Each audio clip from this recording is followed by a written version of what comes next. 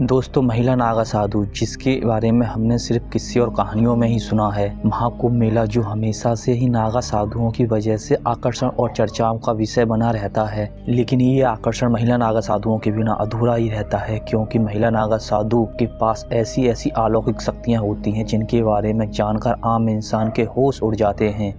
लोग हमेशा पुरुष नागा साधु के बारे में बात करते हैं, लेकिन जब बात महिला नागा साधु की आती है तो वो महिला नागा साधु पर बात करने से घबराने लगते हैं, क्योंकि महिला नागा साधु अपने चमत्कारों को गुप्त रखती है और केवल मानवता की भलाई और ईश्वर से संपर्क साधने के लिए ही अपनी शक्तियों का उपयोग करती है।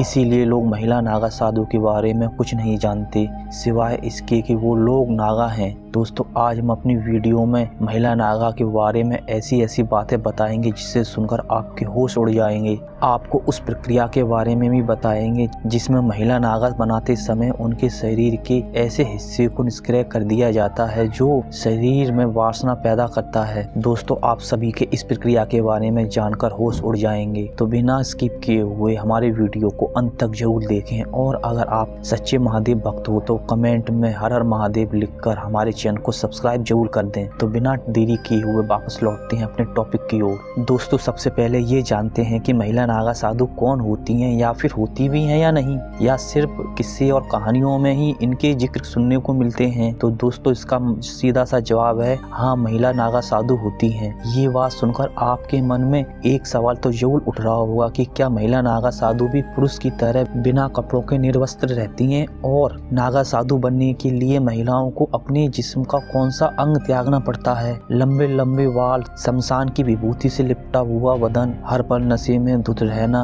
क्या यही पहचान है नागा साधु की? कैसी होती है इनकी रहस्यमय दुनिया? तो दोस्तों, ये तो सभी जानते हैं कि किसी नागा साधु के बड़े बड़े बाल होते हैं और वो निर्वस्त्र यानी कि बिना कपड़ों के ही अपना जीवन यापन करते हैं, और उनके शरीर पर हर तरफ शमशान की भस्म लगी रहती है। लेकिन नागा साधु के बारे में इतने सारे रहस्य हैं जिसके बारे में बहुत कम लोग जानते हैं। सबसे पहले मैं आपको बताता हूँ कि नागा साधु और साधुओं से कैसे अलग होते हैं। सामान्य साधु आपको कहीं भी दिख जाते हैं और उनका रहन सहन का तरीका भी नागा साधुओं से अलग होता है, जबकि नागा साधु हर तरह से दुनिया से दूर रहकर घने वीरान जंगलों, पहाड़ों और गुफाओं में तपस्या करते हैं और अपनी अलग ही लाइफ स्टाइल को जीते हैं। कोई भी इंसान बेहद कठिन और लंबे प्रोसेस के बाद ही नागा साधु बनता है। नागा साधु बनने की प्रक्रिया भी कई वर्षों तक चलती है। उसके बाद ही किसी अखाड़े द्वारा उन्हें नागा साधु की उपाधि दी जाती है। ये प्रक्रिया कई लेवल्स में होती है। इन लेवल को तहकीकात, महापुरुष, अवधूत, लिंगभंग, तांगतोड़ नाम से जाना जाता है।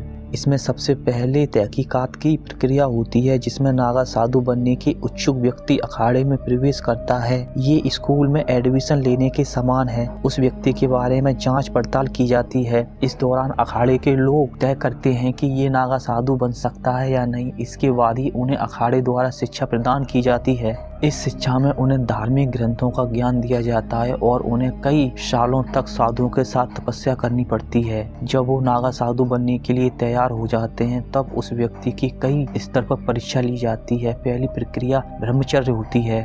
इसके बाद ही उन्हें महापुरुष बनाया जाता है। इस प्रक्रिया में उन्हें रुद्राक्ष दिए जाते हैं, जो अक्सर हम नागा बाबाओं को धारण करते हुए देख सकते हैं। इसके बाद उन्हें अवधूत प्रोसेस से गुजरना पड़ता है, जिसमें उस व्यक्ति को अपने बाल कटवाने पड़ते हैं, यानी कि उसका मुंडन किया जाता है और खुद का पिंडदान करना पड़ता है। इस प्रक्रिया के बाद वो इस संसार और अपने परिवार से पूरी तरह मृत हो जाता है। इस प्रक्रिया के बाद वो व्यक्ति फिर से साधना करता है और भगवान में ही पूरी तरह लीन हो जाता है। इसके बाद एक प्रक्रिया होती है जिसमें अखाड़े के बीच लगे खंबे के नीचे ये प्रक्रिया पूर्ण की जाती है। इस प्रक्रिया में उस व्यक्ति के लिंग को भंग यानी कि निष्क्रिय कर दिया जाता है, जिसके बाद उन्हें वासना से पूरी तरह मुक्ति मिल जाती है। इस तरह से एक नागा साधु बनकर तैयार हो जाता है। कुंभ मेले के दौरान ही किसी व्यक्ति को नागा साधु बनाया जाता है।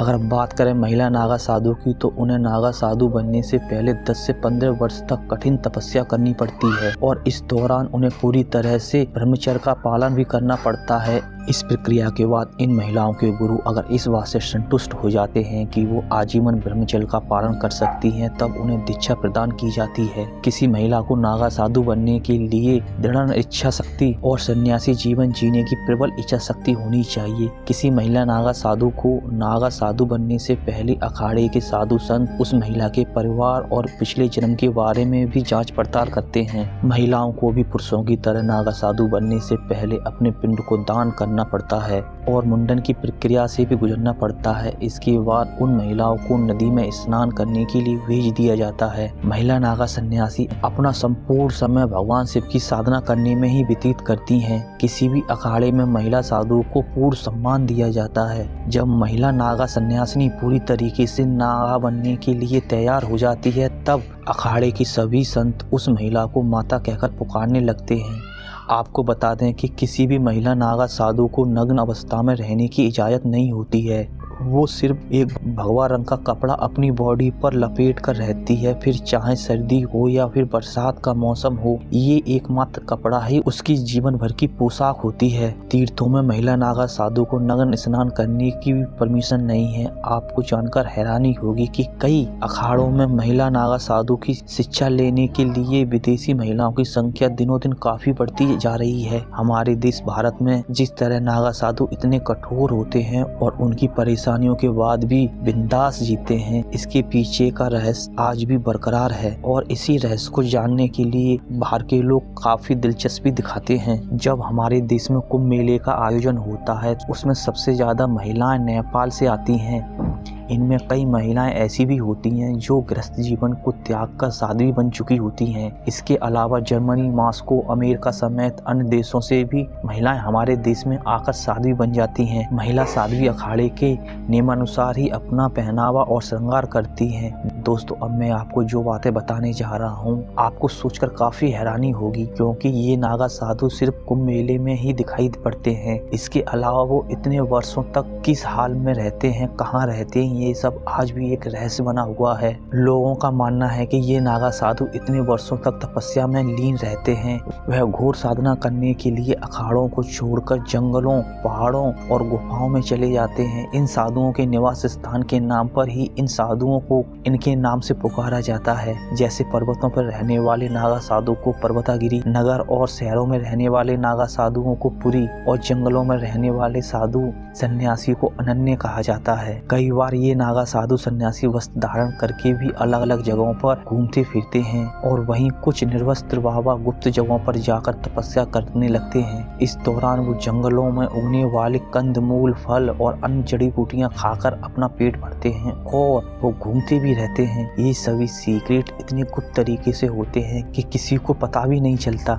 कुछ नागा साधु झुंडों में भी रहते हैं। अब आपके मन में एक सवाल तो जरूर आ रहा होगा कि ये नागा साधु अपनी पहचान छिपाकर इधर उधर रहते हैं, फिर अचानक से कुंभ मेले में ये कैसे नजर आ जाते हैं? आखिर उन्हें इस बात की जानकारी कौन देता है कि कुंभ मेला प्रारंभ होने वाला है और उन्हें कुंभ मेले में सम्मिलित होना है? इसका जवाब है कि हर अखाड़े में एक कोतवाल होता है। जब नागा बाबा अखाड़ा छोड़कर जंगलों, पहाड़ों पर तपस्या करने के लिए चले जाते हैं, तब यही कोतवाल उन्हें कुंभ, अर्धकुंभ, महाकुंभ और महापर्व की जानकारी उपलब्ध कराता है और सूचना पाकर ये नागा बाबा वहाँ रहस्यमय तरीके से पहुँच जाते हैं। हालांकि ये किसी को नहीं मालूम कि ये सूचना को कोतवाल कैसे इन नागा बाबाओं तक पहुँचाता है कि कुंभ कहाँ हो रहा है और कब हो रहा है। कुछ लोगों का मानना है कि इन बाबाओं के पास ऐसी रहस्यमय शक्तियाँ होती हैं जिसकी सहायता से वो अपने साथियों द्वारा भेजे गए संदेशों के बारे में समझ जाते हैं। तो दोस्तों, ये था हमारा आज का वीडियो। उम्मीद करता हूँ आप सबको आज की हमारी जानकारी जरूर पसंद आई होगी। अगर वीडियो अच्छा लगा हो तो हमारी वीडियो को लाइक और चैनल को सब्सक्राइब करना ना भूलें। तो मिलते हैं अपने एक नई वीडियो में एक नए रहस्य के साथ। तब तक के लिए बाय बाय।